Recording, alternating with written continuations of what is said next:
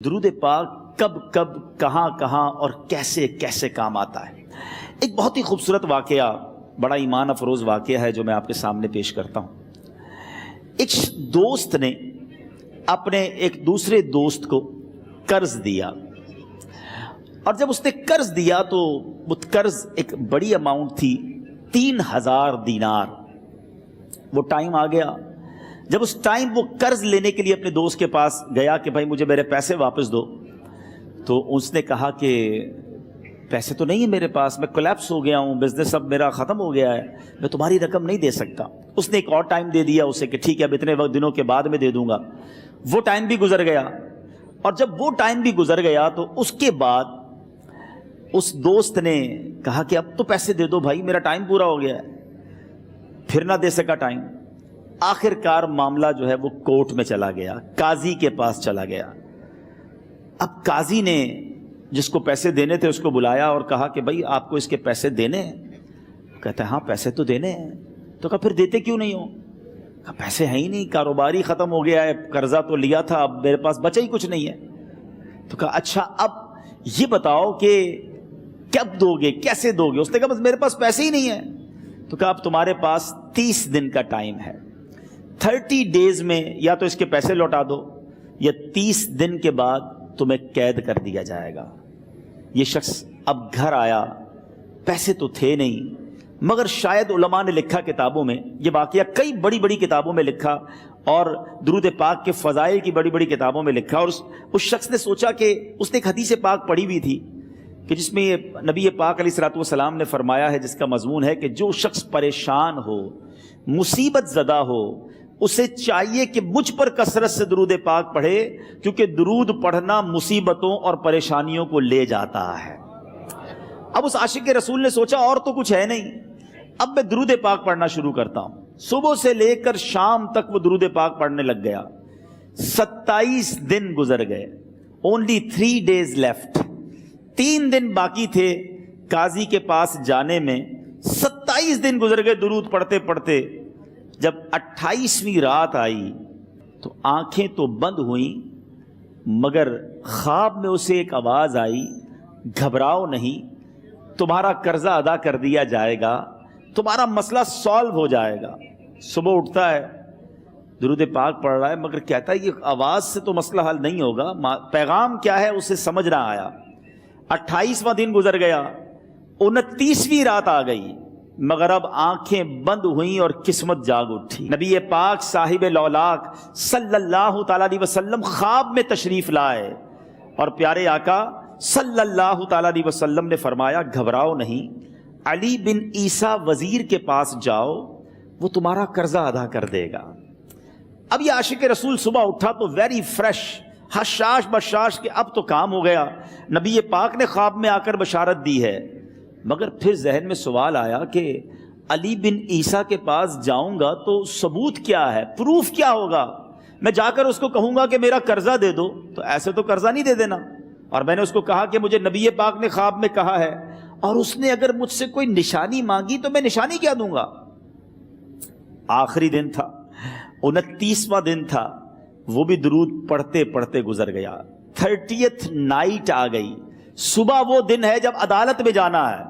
اب اس رات پھر نبی پاک علیہ الصلوۃ والسلام خواب میں تشریف لائے، اور آقا علیہ الصلوۃ والسلام نے فرمایا کہ علی بن عیسیٰ وزیر کے پاس جاؤ، وہ تمہارا قرض ادا کر دے گا۔ کہ حضور چلا تو جاؤں گا، لیکن اگر وزیر نے مجھ سے کوئی نشانی طلب کی تو میں کیا جواب دوں گا؟ پیارے آقا علیہ الصلوۃ والسلام نے کمال کا ارشاد فرمایا کہ علی بن عیسیٰ سے کہنا کہ تم روزانہ فجر کی نماز کے بعد 5000 بار درود پاک پڑھتے ہو، یہ راز فقط تم جانتے ہو اور تمہارا رب جانتا ہے۔ اب یہ جب صبح اٹھا تو ایک نشانی بھی مل چکی تھی۔ عدالت میں جانے سے پہلے وزیر کے دربار میں پہنچ گیا، اسے یہ ڈر تھا کہ آج پیسے نہ لوٹائے تو سزا ہو سکتی ہے۔ جب وزیر کے دربار میں پہنچا تو وزیر اپنے مشیروں کے ساتھ بیٹھا تھا۔ کہا مجھے آپ سے بات کرنی ہے۔ کہا بتاؤ کیا بات کرنی ہے؟ کہا میں ایک پیغام لایا ہوں آپ کے لیے۔ اچھا کس کا پیغام لائے ہو؟ کہا میں نبی پاک جناب محمد مصطفیٰ صلی اللہ تعالیٰ علیہ وسلم کا پیغام لایا ہوں۔ وہ عاشق رسول وزیر تھا، کہتا بتاؤ میرے آقا نے کیا پیغام دیا ہے؟ کہ حضور میں 3000 دینار کا مقروض ہوں، آج آخری دن ہے اور میرے آقا نے مجھے بشارت دی ہے کہ آپ سے کہوں کہ آپ میرا قرض ادا کر دیجئے۔ علی بن عیسیٰ کہتا ہے کوئی ثبوت ہے آپ کے پاس؟ ہے کوئی دلیل بھی ہے آپ کے پاس؟ میں کیسے مان لوں کہ آپ کو نبی پاک علیہ الصلوۃ والسلام نے بھیجا ہے؟ عاشق رسول کہتا ہے خالی ہاتھ نہیں آیا، میرے آقا نے مجھے دلیل بھی عطا فرمائی ہے، مجھے ایک ایویڈنس بھی دیا ہے، اور پروف یہ ہے حضور کہ آپ روزانہ صبح فجر کی نماز کے بعد نبی پاک صلی اللہ تعالیٰ علیہ وسلم کی بارگاہ میں درود و سلام کا نذرانہ پیش کرتے ہیں۔ جب تک 5000 کا عدد پورا نہیں ہوتا آپ اس وقت تک کسی اور سے بات نہیں کرتے، اور اے وزیر صاحب یہ راز صرف آپ کو پتا ہے اور آپ کا رب جانتا ہے۔ اللہ اکبر! وہ وزیر تو جس کو کہے نا جھوم اٹھا، ایسا عاشق رسول وزیر تھا جو روزانہ صبح 5000 درود پڑھتا ہو، اس کی تو عید ہو گئی نا۔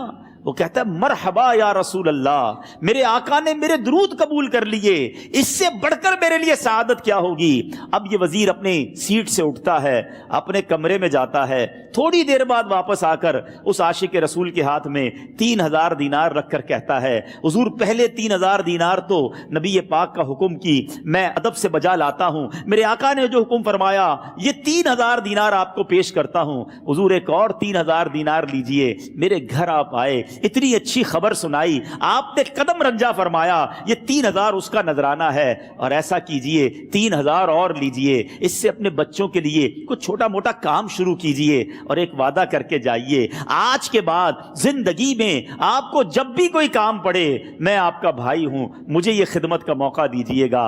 اللہ اکبر! وہ مقروض جو ایک رات پہلے 3000 دینار کا مقروض تھا، ہو سکتا ہے اس کے بیک آف مائنڈ یہ بھی چل رہا ہو کہ اب شاید کل میں نے جیل میں جا کر عدالت میں جا کر گرفتاری دے کر جیل میں جانا ہے، مگر اب 9000 دینار ہاتھ میں ہیں۔ عاشق رسول جھومتا ہوا نبی پاک کی یاد میں گھومتا ہوا اب عدالت میں پہنچا۔ عدالت میں everybody expecting over there کہ آج اس نے آنا ہے اور آ کر کہنا یہی ہے کہ پیسے تو نہیں ہیں، گرفتار کر لو، مگر جا کر اس عاشق رسول نے 3000 دینار جج صاحب کے ہاتھ میں رکھ دیے۔ قاضی کہتا ہے پہلے تو یہ بتاؤ پیسے آئے کدھر سے؟ تم تو کہتے تھے غریب ہوں، تم تو کہتے تھے کاروبار نہیں ہے، ایک مہینے میں اتنی بڑی رقم کا انتظام کیسے ہو گیا؟ سبحان اللہ! اس عاشق رسول نے گویا زبان حال سے یہ کہا ہوگا کہ یہ تو کرم ہے ان کا، ورنہ مجھ میں تو ایسی بات نہیں، اتنا دیا سرکار نے مجھ کو، اتنی میری اوقات نہیں۔ اس نے وہ پورا واقعہ بھری عدالت میں سنا دیا۔ اللہ اکبر! میرے پیارے اسلامی بھائیوں ذرا سوچو پہلے زمانے میں کیسے عاشقان رسول ہوا کرتے تھے، وہ جج وہ قاضی بھی کیسا سرکار علیہ الصلوۃ والسلام کا عاشق تھا۔ اپنی سیٹ سے اٹھتا ہے، بھرے دربار میں بھری عدالت میں وہ اپنے چیمبر میں اپنے کمرے میں جاتا ہے، اور تھوڑی دیر بعد واپس آ کر اس کے ہاتھ میں بھی 3000 دینار ہیں، اور وہ 3000 دینار جو ہے وہ اس عاشق رسول کے ہاتھ میں رکھتا ہے کہ سارا ثواب علی بن عیسیٰ کیسے لے جائے، میں بھی تو نبی پاک کا غلام ہوں، میں تمہارا قرضہ میں ادا کرتا ہوں۔ اچھا، اب ایک اور عجیب سینیریو یہ بن گیا کہ جس نے کیس کیا تھا، جس نے دعویٰ کیا تھا، وہ بھی یہ سارا منظر دیکھ رہا تھا۔ کہتا ہے جج صاحب ذرا رکیے، میں بھی اپنے آقا کا امتی ہوں، اور ایک کام کیجئے قلم کاغذ منگوائیے، اس عاشق رسول کا قرضہ ہی میں معاف کر دیتا ہوں۔ اچھا، اب عاشق رسول نے وہ واپس 3000 دینار جو جج صاحب نے دیے تھے وہ واپس جج صاحب کو دیے کہ حضور یہ پیسے آپ ہی رکھ لیں، قرضہ ہی معاف ہو گیا، اب آپ کے پیسے کا میں نے کیا کرنا ہے؟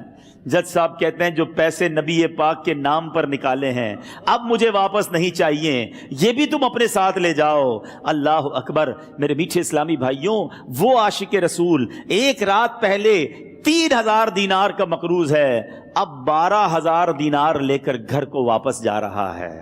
اس ایک واقعے کے اندر جو ہم سب کے لیے درس ہے، جو ہم سب کے لیے پیغام ہے، شاعر لکھتے ہیں نا، دکھوں نے تم کو جو گھیرا ہو تو درود پڑھو، दुखों ने तुमको जो घेरा हो तो दुरूद पढ़ो, जो हाजिरी की तमन्ना हो तो दुरूद पढ़ो। आज हम बहुत सारी प्रॉब्लम्स में होते हैं। यहां भी हो सकता है मेरा कोई भाई बीमार बैठा हो, कोई कर्जे में डूब गया हो, किसी का कोई बिजनेस प्रॉब्लम चल रहा हो, कोई फैमिली इशू में डिस्टर्ब हो। आप किसी भी प्रॉब्लम में हैं, खुदा की कसम दुरूद पाक ऐसा वजीफा है। लोग बहुत सारे वज़ाइफ पूछते रहते हैं, बहुत सारे जनाब वज़ाइफ के बारे में मालूमात करते रहते हैं। सच्ची बात यह है, हर दर्द की दवा है सल्ले अला मुहम्मद।